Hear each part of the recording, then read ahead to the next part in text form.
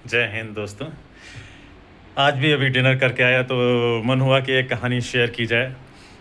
बहुत कम समय में स्पाइन केयर इंडिया ने अपने एक एनजीओ है महाराष्ट्र की, पुणे की, उसने प्रकाशित की है कहानी। तो मुझे बड़ी अच्छी लगी तो मैंने कहा फटाफट दो से उसको शेयर कर देता हूँ। कहानी 2003 और 4 के आसपास की है भाई, जब शंकर और नीलिमा आपस में शादी कर लेते हैं, लव मैरिज कर लेते हैं, साथ में पढ़ते रहते हैं, प्यार हो जाता है, शादी कर लेते हैं। बहुत परिवार का बहुत विरोध होता है, दोनों परिवारों का विरोध होता है, लेकिन फिर भी प्यार तो प्यार है, शादी हो जाती है। अपना जीवन जी रहे होते हैं, साल 2 साल उनके अच्छे से बीतते हैं। 5 या 6 में 5 और के लास्ट में 2005 के लास्ट में एक एक्सीडेंट में शंकर के रीढ़ की हड्डी में इतनी चोट आती है कि शंकर बेड पे चला जाता है और पैर भी नहीं हिला सकता। इस बुरी तरह से उसको चोट आई हुई होती है। महीने 2 महीने सेवा लेने के बाद पत्नी सेवा करती रहती है, दोनों को एहसास होता है कि अब ये सही नहीं होंगे।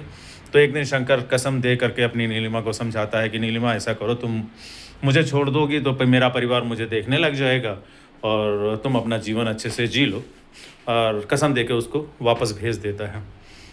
लेकिन अगले दिन नीलिमा आती है तो मांग में सिंदूर भी है, बैग भी है, फिजियोथेरेपी का शेड्यूल भी है, दवाओं का लिस्ट भी है, किस एनजीओ से मदद लेनी है, स्पाइन केयर इंडिया के किन किन डॉक्टर से मिलना है, क्या करना है, पूरी तैयारी के साथ आती है और कहती है साथ जीने मरने की कसम खाई थी तो साथ रहेंगे। और उस दिन से जो उनका सफ़र शुरू होता है तो करीब 1.5 साल की और मेहनत के बाद 2007 में एक दिन पैरों में हलचल होती है शंकर के और उम्मीद की एक किरण दोस्तों। फिर 2008 बीतते बीतते वो शंकर खड़ा हो जाता है और धीरे धीरे चलने लग जाता है। बल्कि 2011 के आसपास तो अपनी पूरी नॉर्मल लाइफ में वापस आ जाता है शंकर। तो ये बात इसलिए कहना ज़रूरी था कि देखिए, मैरिज चाहे लव हो चाहे अरेंज हो, अगर शादी किया है तो निभाना पूरी हिम्मत से, पूरे डिटर्मिनेशन से। और उस शादी के भरोसे की जीत थी, उस डिटर्मिनेशन की जीत थी, उस लेडी की हिम्मत की जीत थी कि शंकर अपने पैरों पर खड़ा हो गया। तो दोस्तों, जिन्होंने अपने साथी का साथ नहीं दिया, ऐसे बहुत से कहानी किस्से आपने अपने घर में, आसपास में, मोहल्ले में, शहर में देखे होंगे, उनका अंजाम भी देखा होगा। तो एक दूसरे का भरोसा रखिए, भरोसे पे कायम रहिए और एक दूसरे का साथ दीजिए, राइट कंपेनियन की तरह, ओ माई हमनवा की तरह। तो मस्त रहिए।